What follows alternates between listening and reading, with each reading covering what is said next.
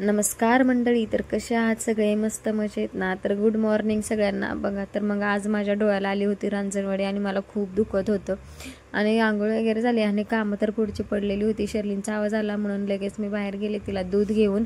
आणि हे बघा ड्रायफ्रूट खाल्ल्यानंतर हे शर्लींचं असं रोजचं नाटक असतं की दूधला नको म्हणते. कसं तरी लाडगू लावून तिला दुधात प्यायला बसवलं तर वर जियान गेला तिच्यामध्ये तिला त्रास द्यायला. म्हणजे त्याचं काय चाललेलं असतं, आज सकाळी गुड मॉर्निंग त्याला शर्लींसोबत धिंगाणा मस्ती करताना करायचे. तर चाललंय चालू दे बाबा म्हणलं, मला खूप काम आहे. तर मग म्हणलं शेळ्यांना गहू घेतलं मी, त्यांना खुराक ठेवायचं होतं म्हणून. आणि डार्लिंगला ठेवलं, लक्ष्मीला पण ठेवलं आणि नंतर गेली पांडूपाशी ठेवायला. तर पांडूपाशी गहू ठेवल्यानंतर बघा जियान त्याला इथं पण त्रास द्यायला आला. काय बाबा आज जियांचं काय मला काय कळा नाही, म्हणजे काय चाललंय. म्हणलं चल चल चल जियानला म्हणलं चल तुला पण दूध देते बाबा, तुला सगळ्यांसोबत खायचं आहे का. मग मी जियानला दूध दिलं, आपल्या टायगरला पण दूध दिलं. तर बघा दोघं कसे खातात. Good morning. तर आमची छोट्याची आत्ताशी मॉर्निंग झालेली आहे बघा. तर मग किती छान आळस दिला आणि पप्पांना पण चहा दिला होता. तर मग पप्पांनी पण चहा घेतला. आणि बघा जियांचं दूध पिऊन झालं, छोट्याचं दूध पिऊन झालं. तर बघा ह्यांना म्हणजे दूध पिऊन किती एनर्जी आली, मस्त धिंगाणा चालू झाला.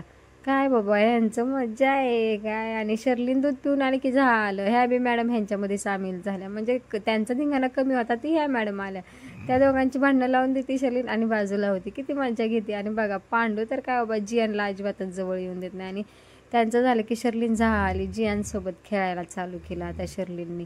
म्हणजे जियान अजून छोटाच आहे तवरच शर्लीनची एवढी मस्ती चालू होते त्याच्यासोबत. आणि जियान पण काय बाबा आता पकडापकडी खेळायसारखा झालाय. आणि आज त्याला खूप लाडाला आला होता तो सकाळपासून. तर चाललं होतं त्यांचं आणि त्यांचं चाललंय. म्हणलं मला काही त्यांच्यापाशी बसायला वेळ नव्हता, मला कामं भरपूर होती. कारण सकाळचा शर्लीनचा डब्बा, शर्लीनच्या पप्पांचा डब्बा, पप्पांचा नाश्ता, पप्पांच्या गोळ्या औषधं, ही खूप कामं असतात सकाळचं. आणि मला कसं आहे ना, किती वेळ जास्त भेटतोय असं असतं, कामं काही संपत नसतात. आणि तेवढ्यात आई आल्या देवपूजा करून. आणि त्यांचं हे रोजचं असतं बरं का, त्या रोज माझ्या पप्पांच्या पाया पडतात देवपूजा झाल्यानंतर. आणि नंतर आता माझ्या डोळ्याला आली होती रांजणवडी. म्हणलं चला, तर मग मला मम्मी म्हणली होती त्याला बोंबीलचा वास दे. आता म्हणलं डोळ्यांनी कसा वास घ्यायचा आणि रांजणवडींनी कसा वास घ्यायचा, म्हणून मी 2 बोंबील घेतले, बसली डोळ्यासोबत खेळत. आणि काय अशी मस्त मालिश करत बसली, छान वाटत होतं. पण मला काही फरक जाणवत नव्हता, नॉर्मली मस्त वाटायचं, पण ते बोंबीलचे काटे टोचायचे. बघा हे आई पप्पांचे औषध, जे दूध पाणी आणि लसूण टाकून द्यायचे. तर म्हटलं ते गरम करायला ठेवलं मी दूध पाणी टाकून. आणि हा असा त्याचा चोथा असा वरती येतो, तर मग ते पप्पांना पिता येणार नाही म्हणून मी असं एका गाळणीमध्ये घेऊन असं गाळून काढते, जे करून पितानी पप्पांना ठसका वगैरे लागू नाही म्हणून. आणि म्हणलं आता पप्पांचं चहान चपाती खाऊन झालं होतं, पप्पांना औषधं द्यायची होती मला, म्हणून पप्पांची औषधं पण घेऊन आली मी. म्हणलं एकदा कसं पप्पांचं औषधं दिली म्हणजे लगेच मी मोकळी झाली ना दुसरं काम करायला. तर बघितलं तर काय दूध गरम होतं, म्हणून हे जे आहे औषध ते पप्पांना देऊन घेऊयात म्हटलं. हे पातळ औषध आहे, म्हणजे हे खूप कडू आहे बरं का. म्हणजे झाकण उघडल्यानंतर मलाच एवढा त्याचा स्ट्रॉंग स्मेल येतो ना की म्हणजे मी पप्पांसमोर म्हणत नाही, कारण ते पण पिणार नाही. त्यामुळे मी म्हणते छान आहे पप्पा, छान आहे छान आहे असं म्हणून मी पप्पांना पेरा देते. ते द्यायचे असतात 2 चमचे. तर बघा तर मग मी पप्पांना ते 2 चमचे देते. आणि मी पप्पांना म्हणजे ते औषध कडू लागतं म्हणून बडशप ही पप्पांच्या ह्याच्यामध्ये ठेवलेलीच असते, लगेचच बडशप तोंडात टाकायला देऊन टाकते. तर मग पप्पा बडशप खातात तोपर्यंत दुसऱ्या औषधाची तयारी करते. आता हे ज्या आहेत पप्पांच्या गोळ्या त्या सगळ्या वेगवेगळ्या आहेत. आणि ह्यातली एक सकाळ संध्याकाळ अशा 1 गोळ्या आहेत. आणि त्या गोळ्या मी पप्पांना सकाळ संध्याकाळ देते पण. आणि बघा तर मग, आणि तुम्हाला असं वाटेल की मी ह्या गोळ्या सगळ्या पप्पांना सोबतच दिल्या, तर असं नाही आहे. मी प्रत्येक गोळीमध्ये आहे ना 5-5 मिनिटाचं अंतर ठेवून पप्पांना गोळ्या देत असते, कारण रिॲक्शन यायला नको. आत्ताच आजारी पेशंट आहे, लगेचच रिस्क नको, म्हणून थोडासा उशीर झाला तरी चालेल. आणि हे आहेत गोळ्या म्हणजे शाबूसारख्या गोळ्या दिसतात. शर्लींचं नाटक असतं की मला दे मला दे, पण नको बाबा भीती वाटते. आणि पप्पा मला म्हणत होते दे हातात, तर म्हणलं नको हातात नको, हे टोपणातच द्यायला सांगितलेलं. आणि त्या गोळ्या सकाळ संध्याकाळ आणि दुपार 4-4 होत्या. तर ह्या गोळ्या आहेत पप्पांच्या रक्त पातळ होण्याच्या आणि बीपीच्या. तर म्हणलं त्या आपण 2 गोळ्या मी पप्पांना देऊन घेतल्या. तर पप्पा काय बाबा मस्त गोळ्या पटापटा खाऊन घेत होते. मला पण काय कामाला उशीर झाला होता. आणि बघा हे जे आहे ना औषध, तर हे औषध आहे तुपामध्ये द्यायचं. म्हणजे 1 चमचा तूप घ्यायचं, त्याच्यामध्ये 1 पुडी घ्यायची आणि ती मस्त पुडी अशी, हे बघा मी पुडी घेतलेली आहे. आणि आता ही पुडी आहे ना 1 चमच्यामध्ये तूप घेऊन त्याच्यामध्ये टाकायची. तर हे बघा मी तूप घेतलं होतं आणि त्याच्यामध्ये मस्त अशी कालून घ्यायची, अशी गर गर गर गर मिक्सरला जसं फिरावतं तसं गर गर गर गर गर गर फिरवायचं, अशी एकदम ती त्यातली पावडर एकदम अशी पातळ होईल असं मस्त कालवून घ्यायचं. आणि मला भीती वाटते बरं का कधी कधी पप्पांना ठसका लागू नये म्हणून माझं खूप बारकाईने लक्ष असतं. आणि नंतर मी पप्पांना दिलं प्यायला, तर पप्पांना हसायला यायचं, म्हणजे शर्लींचं नाटक चाललेलं. मी पप्पांना म्हणजे पप्पा हसू नका, थांबा ठसका लागेल. पण पप्पा काय बाबा ऐकायला तयार आहेत काय पप्पांचं, आणि लागलाच बघा ठसका पण लागला, म्हणजे सांगते तोपर्यंत ठसका लागला. आणि ते औषधं देईपर्यंत हे दुधाचं जे औषध होतं ते पण म्हणजे गार झालं होतं. म्हणलं थोडंसं हलवावं जेणेकरून खाली जर काय त्याची पावडर राहिलेली असेल तर ते थोडीशी ती घेताना. आणि म्हणलं आता पप्पा तुम्ही खावा. आणि पप्पांचं औषधं खाऊन झाल्यानंतर अर्ध्या तासाने पप्पांना सुटवडा द्यायला गेले, कारण सकाळी चहा चपाती खाल्ली होती, औषधं घेतली होती, आणि मग परत 10 ते 11 वाजता मला पप्पांना ना सुटवडा द्यायचा असतो. म्हणलं मग मी पप्पांना देत होते, पप्पा नको नको म्हणतात. आणि मग नंतर मी त्यांच्यापाशी ठेवून गेलं ना ते खातात, मग मी त्यांच्यापाशी ठेवलं. आणि मग नंतर मी आले दुसऱ्या कामाला. तर बघा, तर मग काल जे आपलं मी ताक काढलेलं होतं तर त्याचं आईने कढी करायची तयारी चालू होती, आणि थोडंसं दही होतं म्हणून मी आईला म्हणलं ते दह्याचं पण कढी करा. आणि नंतर थोडंसं असं ताक होतं, म्हणलं त्याचं आपण दही करूयात, अजून लावूयात दही करायला. म्हणून मी ती ताक आहे ना असं पातेल्यामध्ये दूध जे आहे त्याच्यामध्ये असं थोडंसं ताक टाकायचं आणि मस्त असं फिरवून घ्यायचं, जेणेकरून 2 ते 3 मिनटं असं हलवायचं, ते पूर्णपणे मिक्स झालं पाहिजे. आणि ते झाल्यानंतर आता मी आले इकडं, म्हणजे माझ्या किचनमध्ये आले. आणि आता मला साई काढायची होती, दूध तापवायचं होतं, तर म्हणून म्हटलं पहिल्यांदा साई काढून घ्यावी. आणि बघा तर मग म्हणजे अशा पद्धतीने मी साई काढते आणि आठवडाभर साठवते पण, जेणेकरून तूप करण्यासाठी. आणि मला घरचंच तूप आवडतं बरं का. मी बघा तर मग तुम्हाला मी मागच्या व्हिडिओमध्ये दाखवलं होतं की मी साई कशी काढते कशी नाही, आणि म्हणलं आता तूप कसे काढते, आता म्हणलं साई कशी काढते हे दाखवूया. तर बघा रोजची माझी अशी 1 वाटी साई निघत असते, कारण दूध हे भरपूर असल्यामुळं कसं घरचं पण दूध आहे, बाहेरनं पण असतं. आणि हे बघा हे असलं नाटक असतं माझं, म्हणजे एक करायला जाते की दुसरं काम वाढतं, असला गोंधळ असतो माझा खूप बरं का.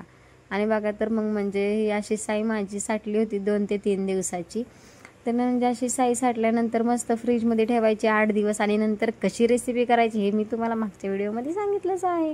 तर बघा तर मग म्हणजे शर्लींच्या पप्पांना कामावर जायचं होतं, पण दादू कुठला ऐकतोय, दादूला काय बाबा म्हणजे मागं लागायचं असतं. आता आई पण खूप चिडलेल्या, तुला यायचं का नाही, तुला यायचं का नाही, त्याच्यामुळं माझ्यावर ताव निघायला लागला होता. दादू काय ऐकायला तयार नव्हता, बघा कसा झोपलाय पण उतरायला तयार नाही. शर्लींच्या पप्पा त्याला खाली उतरवायचे पण कुठला दादू उतरतो, म्हणजे इकडून तिकडून घुसायचा प्रयत्न करायचा. बघा ही असलं असतं यांचं डांबीसपणा, आणि इतका डांबीस झालाय दादू काय सांगू तुम्हाला बाबा. त्याचा ताव सगळा माझ्यावर निघत असतो बरं का. म्हणजे त्याने खोडकरपणा केला, डांबीसपणा केला की ते मला म्हणतात तुला शिकवायचं कळत नाही का. आता मी काय शिकवणार एवढ्या छोट्या मुलाला. बघा बघा त्याचा डांबीसपणाच बघा तुम्ही फक्त कसा करतोय, घाबरत नाही काय नाही काय नाही. नंतर शर्लीच्या पप्पांनी मोबाईलमधलं भूत आया असं गाणं लावलं की लगेचच दादू माझ्याकडे आला आणि घाबरला. आणि मग शर्लीच्या पप्पा गेल्यानंतर म्हणलं चला कपडे मशीनला लावायचे होते. आणि हे बघा त्यांच्या खिशामध्ये 1 रुपया पण नव्हता. ही असं फोनपेने आमचे वांदे केलेत, म्हणजे हाऊसवाईफचे 1 रुपया पण आम्हाला गावत नाही, सगळे पैसे मोबाईलमध्येच असतात. कसं काय बाबा, ह्या फोनपेचं बंद झालं पाहिजे, फोनपेमुळे आम्हाला पैसे भेटत नाहीत बरं का.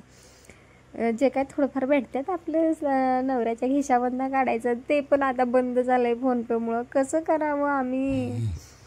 तर बघा तर मग आता तेवढं झाल्यानंतर शर्लींची दादूची मस्ती वगैरे झाली, आणि म्हणलं आता शेळ्यांना घेऊन जावं शेतामध्ये. आणि शेतामध्ये शेळ्यांना घेऊन आलं. बघा दादूने काय मस्त मेहंदी काढली होती. हा असला अभ्यास चालू असतो आमचा शेतात आल्यावर. म्हणजे दादूने मस्त माझ्या पायावरती ABCD काय 1 2 3 4 काय असेल ते काढलं होतं, स्वतःच्या गालावरती पण काढलं होतं. आणि बघा इथं बसला आणि बसला माती खायला. आता त्याला खूप माती आवडते हे तुम्हाला पण चांगलं माहिती आहे. आणि घरी शेळ्यांना आम्ही घरी घेऊन आलो, बघा मी जसं करते रोज तसंच दादू करायला बसला. दूध काढत होता, म्हणजे एवढा मोठा झालाय तो, त्याला आता दूध काढायचं होतं का असं काय बाबा. आणि काम करून दमून आलेले आमचे महाराज चहा प्यायला बसलेले आहेत बघा. तर मग म्हणजे मी नाही आहे तोपर्यंत त्याने चान्स मारून घेतला, त्याच्या आजीपाशी जाऊन बसला चहा प्यायला. तर त्याची आजी पण काय बाबा, मी नसली की गपचूप त्याला चहा पाजते. मी पण काय चुकीचं नाही बोलत, मला असं वाटतं की चहाने दादूला नको काय त्रास व्हायला म्हणून मी दूध देते. नंतर शर्लीन पण स्कूलवरनं आलेली होती, आज गुरुवार असल्यामुळं बाजारचा दिवस आणि नंतर दादूला आणि शर्लिनला त्याच्या आजोबांनी आणलेलं खायला. आणि बघा तर मग दादू आणि शर्लिन शेव खात होती, पप्पा काय खात्यात पान. बाबा रे, मस्त मज्जा चालली. आणि मी काय म्हटलं, पप्पा काय खाताय. पप्पा हसायला लागले. म्हटलं पप्पा नका खाऊ नका खाऊ, तर पप्पा खातच होते. आणि बघा हे दोघांचं म्हणजे दादूला दीदीला शेअर करायचं नव्हतं, तिकडे तोंड करून बसायचं. एवढा डांबीसी ना दादू. आणि नंतर झाले 8 ते 9 वाजले होते. आणि नंतर तिथं आली होती मावशी. आता ही मावशी तुमची का माझी मला माहीत नाही, आमच्या इकडं हिला आमच्या आई मावशी म्हणतात. चला कुणाची मावशी आहे आपण कमेंटमध्ये नक्की बघूयात. तर बघा दादू अजिबात घाबरत नव्हता, काय नव्हता, मस्त काठी घेऊन तिला मारत होता. हे असलं असतं आमच्या गावाकडील पोरांचा डांबीसपणा. आणि नंतर मला स्वयंपाक पण करायचा होता आणि शेंगा फोडायच्या होत्या. आता मी काम करते म्हणलं पप्पांना कसं एका जागावर बसवून, म्हणून पप्पा माझ्यापाशी येऊन बसले शेंगा फोडू लागायला. आणि नंतर मी पप्पांना थोडासा सांडगा पण भाजून दिला होता मीठ टाकून, म्हणलं पप्पांना आवडतं म्हणून म्हणलं खातील. तर पप्पाचं काय बाबा खाण्यावर लक्ष नाही, पप्पांचं फक्त लक्ष होतं मला मदत करायला. तर पप्पा मला मस्त शेंगा ही फोडू लागत होते. आणि पप्पा फोडू लागतात म्हणला मला निवांत आराम करायला भेटेल. म्हणलं आता पप्पा फोडतात तर फोडतात, फोड द्या. आणि मला कांदा वगैरे चिरायचा होता, भाजी करायची होती सांडगायची.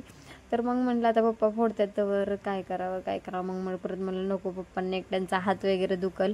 आणि कसं आहे ना, त्यांनी जेवढं काम करेल तेवढं चांगले. त्यांची थोडीशी हाताची एक्सरसाइज होतीये म्हणून म्हणलं करतात तर करू द्या. मी पप्पांना कसं थोडंसं गोड वगैरे बोलून बसवती माझ्याजवळ, जेणेकरून पप्पांचं तोंडातून उच्चार पण निघतील आणि काम पण काहीतरी करतील. आणि नंतर बघा पप्पांनी एवढ्या शेंगा फोडलेल्या की मला पण खूप कौतुक वाटलं. म्हटलं तुम्हाला पण दाखवूयात बघा. तर मग आणि आज आमचे पाटील गेले होते बाजार आणायला. तर आज गुरुवार दिवस होता म्हणून बाजार आणायला दूध पाणी बाजार सगळे एकदम घेऊन आले होते बघा.